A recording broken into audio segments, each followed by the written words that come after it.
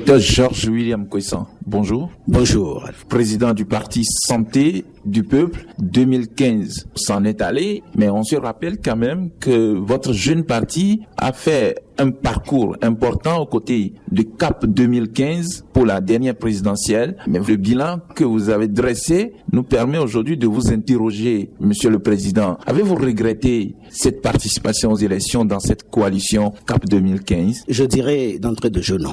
Non, nous n'avons pas du tout regretté notre participation à cette coalition. Effectivement, vous venez de toucher un point important de notre histoire tout au long de 2015. Vous savez que avant de créer CAP 2015, il y a eu des préalables. Nous sommes d'abord partis en conclave avec le CST et la coalition Arc-en-Ciel. À l'issue de ce conclave, donc, nous avons créé ce que nous avons appelé CAP 2015 le 30 octobre 2014. Et vous savez que j'étais co-modérateur à ce conclave, il est important de le dire, avec Monsieur Josa Javon du côté du CST et ma modeste personne du côté de la coalition Arc-en-Ciel. Nous avons fait l'essentiel du travail, Monsieur Josa Javon et moi, pour que nous puissions arriver finalement au résultat que nous connaissons tous, qui aboutit à la création de CAP 2015 avec au départ 8 partis politiques. Chemin faisant, on s'est retrouvés à 5 partis politiques et avec ces 5 partis politiques, nous avons participé activement à la campagne électorale et à la présidentielle de 2015. Notre participation à ces grands regroupements politiques de façon générale nous a laissé de bons souvenirs. Peut-être aussi quelques mauvais, mais nous avons eu de bons souvenirs. D'abord, comme vous le dites, c'est un jeune parti. Le Parti Santé du Peuple est un jeune parti. Ce n'est pas parce que nous méritions quelque chose de particulier, mais si nous avons déjà eu la chance d'être dans ces regroupements et que nous avons eu les responsabilités que vous connaissez, je pense que nous n'avons rien à regretter.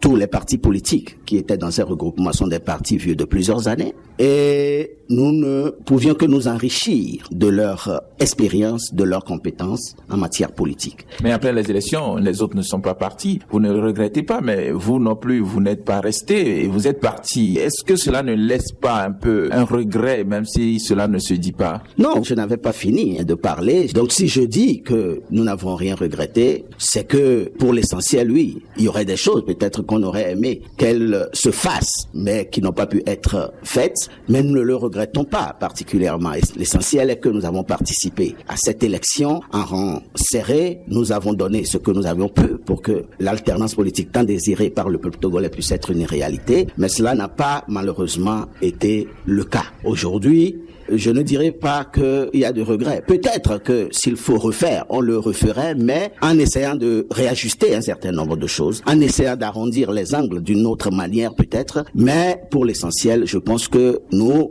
avons fait ce qu'il fallait faire. Mais si vous ne le regrettez pas, les Togolais vous écoutent. Qu'est-ce que vous pensez qu'il faut corriger si demain vous devez reprendre la même expérience? Il y a deux manières peut-être d'aborder les problèmes maintenant. Vous savez, nous avons constitué des regroupements au sein desquels tout parti politique gardait son identité. Et les résultats n'étant pas reluisants, pour nous aujourd'hui, soit on n'entre plus dans un regroupement formel comme ces regroupements avec un président, un coordonnateur, un vice-président de façon assez structurée. On n'entre plus dans ce schéma parce que nous avons constaté que ça a braqué un peu les positions. Et parce que au moment de constituer tout ça, chacun cherche d'une manière ou d'une autre à tirer le drap de son côté. Soit on va de cette manière, donc on se met ensemble pour envisager quelque chose sans nous enfermer dans une structure aussi formelle que celle que nous avions connue jusque-là.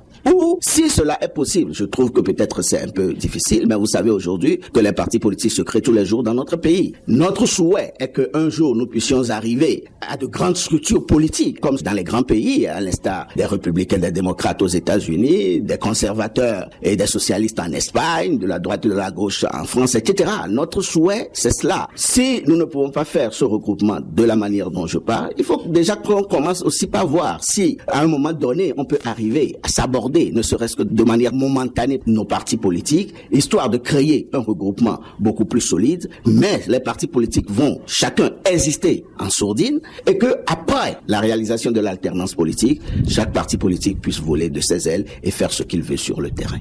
Est-ce que vous ne pensez pas cela impossible presque, puisque aucun parti, en tout cas les plus importants, ne reconnaît pas avoir besoin de l'autre pour réaliser l'alternance? Oui, c'est une réalité dans notre pays, mais le fait est que Aujourd'hui, nous n'avons pas pu réaliser l'alternance après 25 ans de lutte. Et si chaque parti politique pense qu'il n'a pas besoin de l'autre, les grands partis, en l'occurrence l'ANC et le CAR, si chaque parti politique pense qu'il n'a pas besoin de l'autre pour se faire, pourquoi à ce jour, nous n'avons pas l'alternance politique dans notre pays? Donc le constat est clair et amer, c'est que cette façon de voir la chose est erronée. À partir de là, mettons bas la terre et puis réfléchissons. Si tant est que nous voulons réellement l'alternance politique et le bien de ce pays, je pense qu'il y a des considérations que nous devons transcender et des principes que nous devons aliéner. À partir de là, je ne pense pas que ce qui a été fait jusque-là soit ce qu'il fallait faire. Il faut réfléchir et trouver des solutions. C'est vrai que c'est difficile, mais il faut réfléchir et trouver des solutions à cela. Parce qu'il n'y a pas de problème sans solution. Et un problème qui se trouve sans solution, c'est un problème mal posé.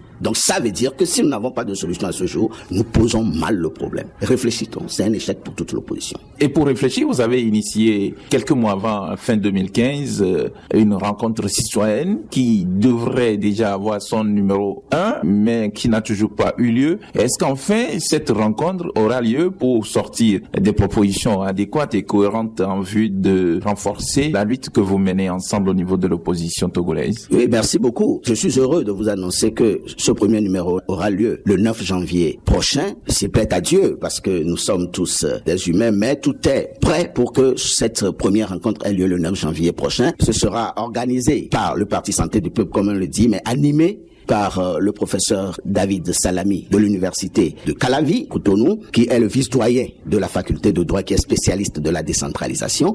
Et je profite pour dire que cette première rencontre portera sur les élections locales, parce que vous n'êtes pas sans savoir que c'est une des grandes préoccupations sur le plan politique et sur le plan social dans notre pays. Notre pays est une terre bénie. Il faut que nous arrivions donc à organiser ces élections pour que les communautés puissent se prendre en charge à la base. Vous comptez donc ouvrir le débat sur les élections locales avec et les autorités togolaises et la population d'une manière générale, parce que surtout, vous le dites, c'est la population que vous attendez à ces rencontres. Oui, c'est surtout la population, c'est une rencontre citoyenne, c'est surtout la population que nous entendons à ces rencontres, parce que comme cela a été dit, nous allons toucher également toutes les grandes personnalités de notre pays. Nous allons même inviter le ministre de l'administration territoriale, parce que vous savez, quand on rencontrait l'ancien ministre de l'administration territoriale, il nous a toujours fait savoir que les structures, la logistique nécessaire n'était pas là pour qu'on puisse organiser les élections. Mais puisque le Bénin est dans la décentralisation depuis 12 ans, ou bien depuis 13 ans, que ceux qui ont déjà l'expérience de cela viennent partager cette expérience avec nous. Donc la population sera là, que je pense qu'à partir de là, nous pouvons mettre sur pied un système de transfert des conclusions aux autorités pour qu'elles puissent y réfléchir. Quels sont vos vœux à toute la population togolaise en cette année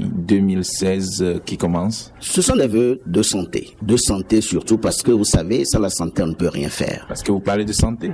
Non, j'ai toujours dit que le Parti Santé du Peuple, il faut pas toujours voir le côté santé physique. Mais quand je souhaite la santé aujourd'hui au peuple togolais, je parle de la santé physique, parce que sans la santé physique, on ne peut rien faire. Il faut être en bonne santé, beaucoup de prospérité, beaucoup de bonheur. Et je souhaite surtout que nous ayons toujours de l'espoir, que ce que nous avons tant désiré, c'est-à-dire l'alternance politique, finira par être une réalité dans notre pays. Dr Georges William Koissan, merci. Je vous remercie.